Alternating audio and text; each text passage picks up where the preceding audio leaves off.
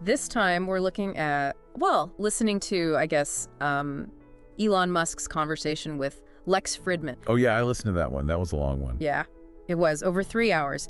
But, our listeners wanted to know more about what Musk had to say about things like war and AI, even his Diablo 4 gaming. Yeah. So, I think what's really interesting about the interview is that it wasn't really an interview.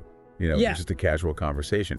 And we got to hear Musk kind of just riff on whatever came to mind. yeah, for sure. So, Yeah. there's some real insights there into his thinking. Right off the bat, he gets into this really interesting discussion about war and human nature. Mm-hmm. And it's interesting because he seems to hold these kind of contradictory views. Yeah. He advocates for peace, but he also acknowledges that war is kind of an inevitability. And he even compares human societies to chimpanzee societies, saying that they're both capable of this, extreme violence. Yeah, I thought that was a really thought-provoking comparison, Yeah. Because I think we tend to romanticize both nature and ourselves as humans. Yeah, Right? for sure. But it really forces you to kind of look at the darker aspects of human nature and ask, is peace even really achievable? Right. Are we inherently wired for conflict? Yeah, exactly. Then he takes it a step further and suggests that groups like Hamas will intentionally provoke these overreactions to gain global sympathy, Right. which is important context for understanding his suggestion that Israel engage in conspicuous acts of kindness, Right. which a lot of people interpreted as naive pacifism. Yeah, exactly.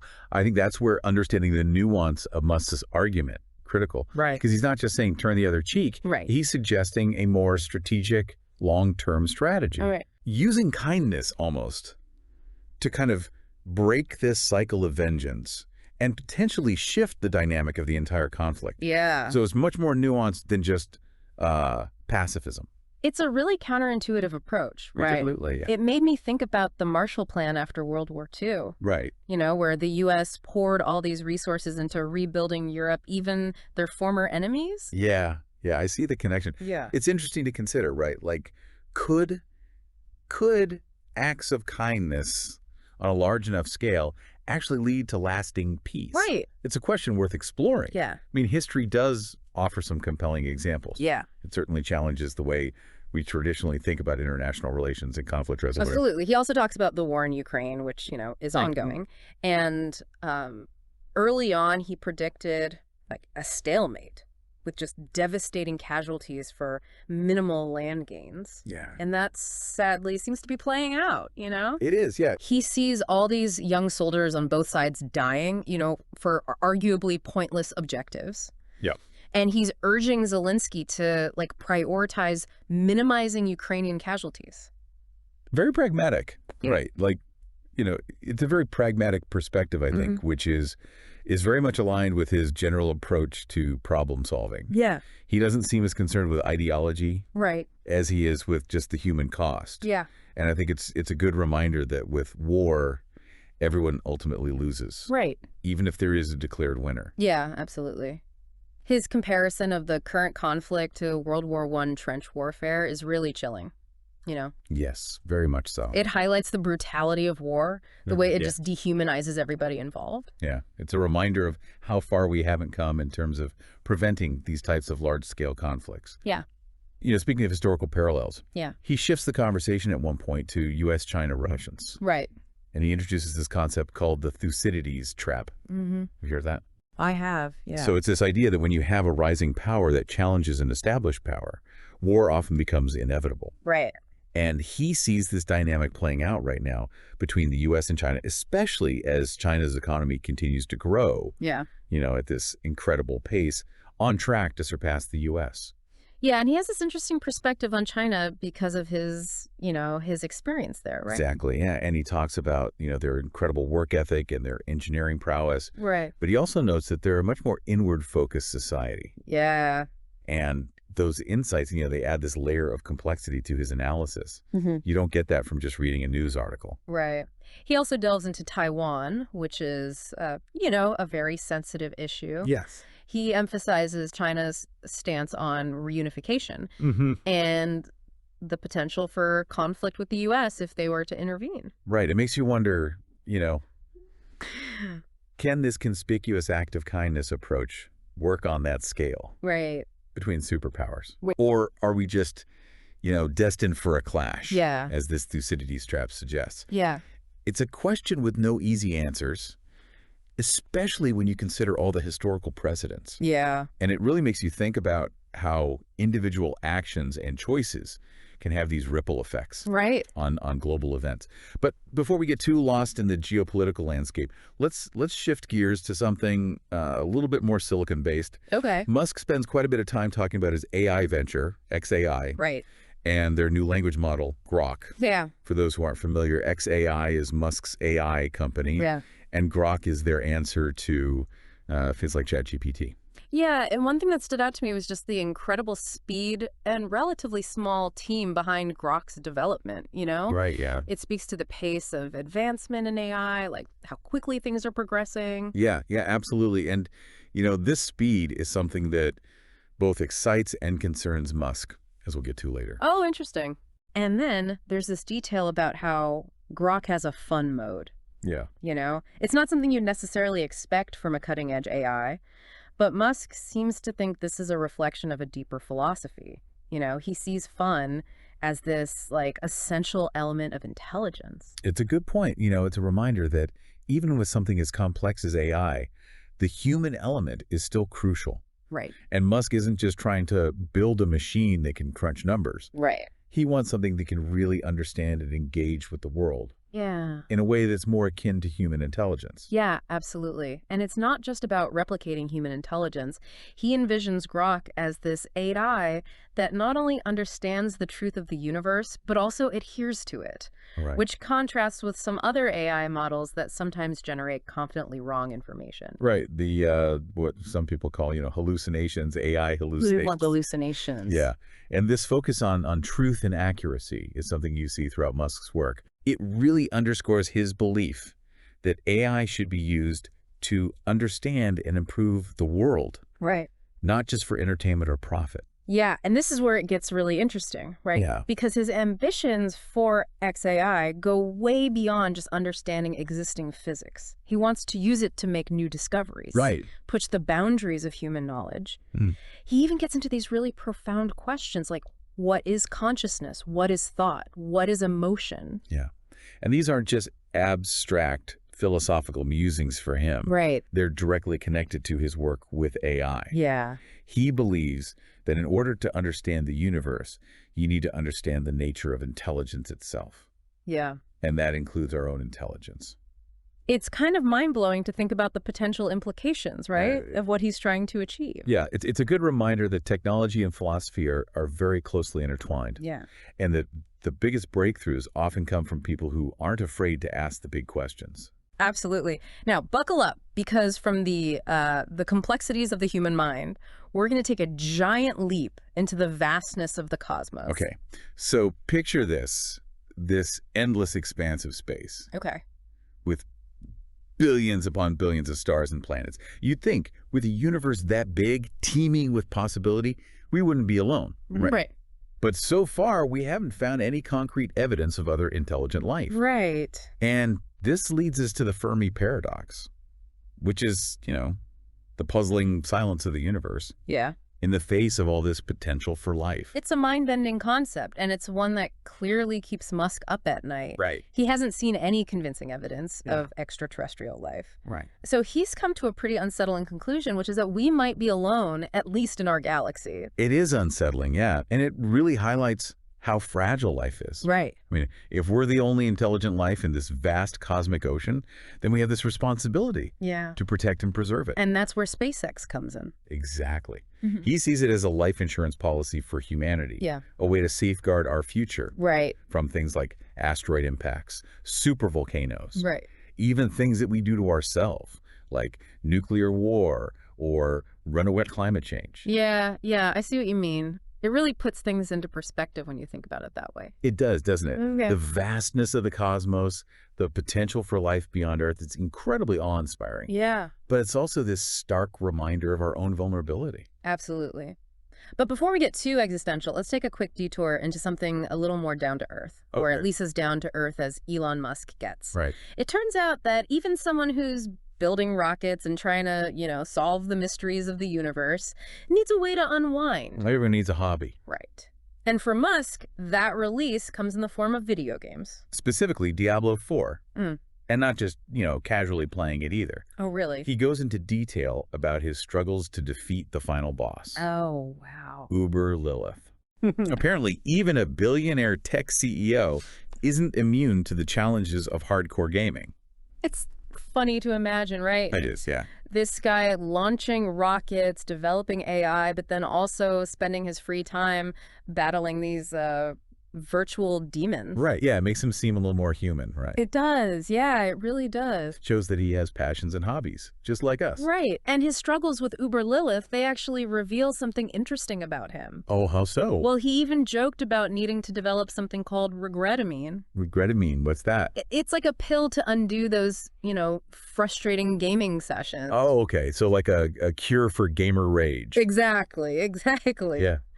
But on a more serious note, he connects this Diablo experience to a broader philosophical point. Okay, I'm intrigued. What's the connection? So Uber Lilith in the game is literally hatred incarnate. Right. And his battles with her got him thinking about the nature of hate itself. Like, is it even desirable to eradicate hate completely?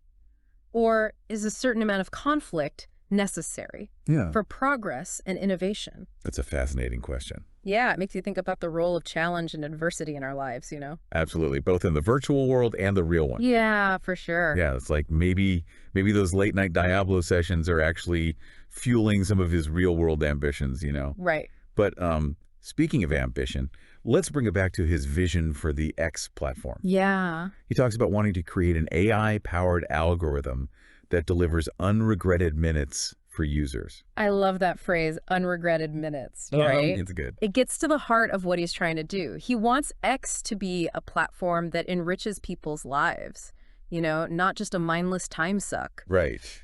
It's a pretty ambitious goal, though. It is, considering how easy it is to get lost down these, endless scroll holes. Totally. Yeah. But he acknowledges that the current algorithm has its limitations. Right. It relies on these heuristics that often fail to surface interesting replies or content from accounts that you don't have any shared followers with. Right. It's a problem a lot of users have pointed out. Yeah. And it seems like he's taking it seriously. Yeah, he wants to basically revamp the whole system, move to this end-to-end neural network. I know that sounds kind of complicated. It is, yeah. But essentially, it's a type of AI that can learn patterns from data and predict what you'll like. It's kind of like how Netflix recommends movies based on what you've watched before. Right. So in this case, the AI would look for similarities between what they call vector correlations. Okay. Between your interests and the content on X to create this more personalized and engaging feed. It's a huge undertaking, though. It is, yeah. I mean, the volume of data involved is just massive.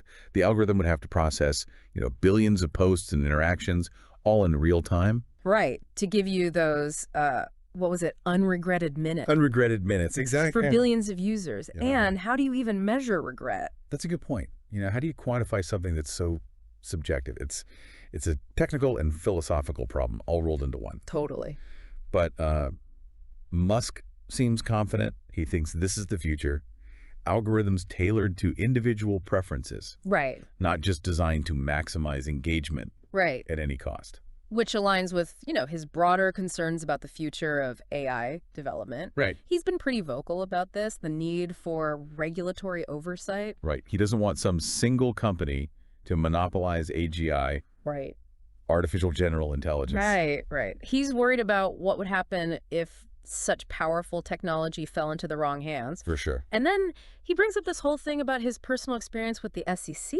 The SEC. Okay. Yeah, the Securities and Exchange Commission. Oh, right. And he's really frustrated with what he perceives as, regulatory capture. For regulatory capture, yeah. Yeah. That's the idea that these regulatory agencies become too cozy with the industries they're supposed to be overseeing. Right. Exactly. He believes that the SEC is more concerned with protecting their own careers than they are with holding these powerful institutions accountable, Interesting. like hedge funds especially. Okay. He feels like they're really biased against retail investors, just the everyday people, Yeah, I see what you mean. just trying to invest their money. It's a pretty serious accusation. It is, It yeah. really highlights his uh, willingness to challenge those in power, even if it puts a target on his back. Yeah, absolutely. And he even shares this anecdote about Grok getting some information wrong related to SEC lawsuits and somebody he refers to as the pedo guy. The pedo guy. Yeah, it's a bit of a strange aside, but it's actually really interesting Okay. because it wasn't that Grok was trying to be malicious or anything. It just got the information wrong because it was trained on media reports, which didn't present the full picture. I see. He contrasts this with court records, which he calls ground truth data. So basically, the AI is only as good as the information it's given. Exactly. And you can see how bias can creep in, even unintentionally. Right. And speaking of bias, let's shift gears to something that Musk has become increasingly vocal about, what he calls the woke mind virus. Okay, this is definitely going to be a hot topic. It is, yeah. It's a very charged phrase. It is, yeah, And it's important to acknowledge the complexity of this issue. for sure. While his concerns about censorship and the suppression of dissenting viewpoints are valid, I think it's also important to consider the perspectives of those who are advocating for greater social justice and equity. Right, absolutely. I mean, the term woke mind virus itself can be very dismissive Right, exactly. of those concerns Yeah. about systemic bias and discrimination. But it's clear that Musk feels very strongly about this, Yeah, he does. and he sees it as something that needs to be addressed, like, urgently. He's even gone so far as to say that he's willing to be labeled right-wing for speaking out against what he sees as an overreach of left-wing ideology. Right. But he also clarified that he's actually left-leaning on social issues, Yep. right?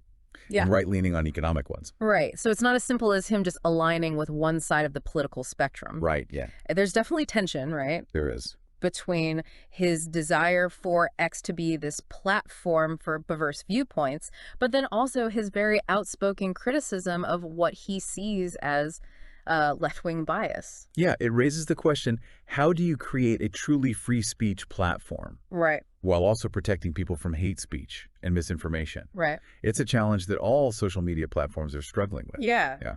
There's no easy answers. No easy answer. He goes so far as to say that the woke mind virus is communism rebranded, Okay. which is a pretty inflammatory statement, right? Right. It is, yeah. Reflects how polarized our political climate is. Yeah, But it shows that he sees this as a serious threat. he does, yeah. He's not afraid to use some pretty strong language to express his concern. And whether you agree with his assessment or not, it is a reminder that these social and political issues are really complicated. They are. And trying to reduce them down to these simple labels and slogans, it really oversimplifies things. Absolutely. But amidst all this talk of these ideological battles and societal divides, there is a glimmer of hope. Oh, okay. What's that? He talks about this feature on X called Community Notes, which allows users to do crowdsourced fact-checking. Oh, interesting. And he praises its effectiveness in combating misinformation, sees it as a potential model for, collaborative truth-seeking Yeah, in our divided world. that's a good point. It's an example of how technology can be used to foster constructive dialogue Right. and critical thinking, Yeah. even on these really contentious topics. And it aligns with, his belief in the power of transparency and open discourse. Right. He's not afraid of debate, even if it gets a little heated. No, not at all. Yeah, And it's refreshing, right? it is. Yeah. In a world where so much of our online interactions are filtered through these algorithms and echo chambers. It makes you wonder if this kind of open crowdsourced approach Yeah. could be applied to other areas as well, Right. like politics or even scientific research. Right. That's an idea worth exploring. Yeah. But I think we've covered a lot of ground, right? We have. From war and peace to AI and the future of humanity. And we haven't even talked about his love of memes. Or his plans to colonize Mars. Or his plans to colonize Mars. What are your takeaways so far from this conversation? Well, I mean, it's really like a whirlwind tour of his mind, isn't it? It is. I mean, from the depths of the cosmos to the intricacies of AI, he's really grappling with some of the biggest questions out there. And through it all, you get this sense of urgency, like he's racing against time to solve all these existential problems. Yeah. It really is. Almost like he sees himself as some kind of player in this cosmic strategy game, Right. constantly analyzing the board, calculating risks, making these bold moves to try and steer humanity in the right direction. That's a great analogy. It really explains why he's willing to take on these challenges that seem like impossible. Yeah. You know, revolutionizing space travel, disrupting the car industry, pushing the limits of AI. Like, he's not just a dreamer. Right. He's a doer. He is, yeah. And there's this deep sense of purpose driving him that goes way beyond just personal gain. Right, and that purpose seems to be like rooted in this belief that humanity can achieve great things, Yeah. but we have to overcome some pretty serious obstacles to get there. And he's not afraid to point them out, whether it's climate change or asteroid impacts, or even things like the woke mind virus that he thinks is, eroding our values. Yeah, it's interesting, right? It is. Because his approach to these things seems to be constantly evolving. Yeah. You see it in his stance on open sourcing AI, his willingness to challenge the SEC, even his support for crowdsourced solutions like community notes. Yeah, there's this pragmatism there, right? Like a willingness to adapt and change course if he needs to. Exactly, to get to his goal. It reminds you that progress often requires some flexibility and a willingness to experiment. Yeah. Just clinging to one ideology or one approach rarely leads to breakthrough solutions. Right, especially when you're dealing with things that are constantly changing, like technology and society. Right. And even though people criticize his communication style sometimes, Yeah. he can be abrasive and he makes provocative statements, but there's also this intellectual humility there. There is. Yeah. I mean, he's not afraid to admit when he's wrong. Right. And he's always looking for new information to refine his understanding. It's that combination of ambition and intellectual curiosity, I think, that makes him so fascinating. He is fascinating. Yeah. Whether you love him or hate him, Right. there's no denying that he's a force to be reckoned with. And we can't forget that sense of humor, Right. Yeah, he doesn't take himself too seriously. Like when he jokes about regretamine or his struggles with Diablo. Right. Yeah, and it makes him relatable. Even if his ideas and accomplishments seem, kind of superhuman. Yeah, totally. So, as we wrap up, what's the one thing that sticks with you? That's a good question. I mean, is it the urgency of making humanity multiplanetary? Right. Or the potential of AI to solve our problems? Yeah. Or maybe just the importance of finding that balance between progress and preserving our values? It's a lot to think about. It is. But hopefully this conversation has sparked your curiosity. Yeah, giving you some things to ponder. Because at the end of the day, it's not just about absorbing information. Right. It's about engaging with it critically, questioning assumptions, forming your own opinions. Right. And that's what we hope you'll continue to do. Keep exploring. Keep questioning. That's it for this deep dive. We'll catch you next time.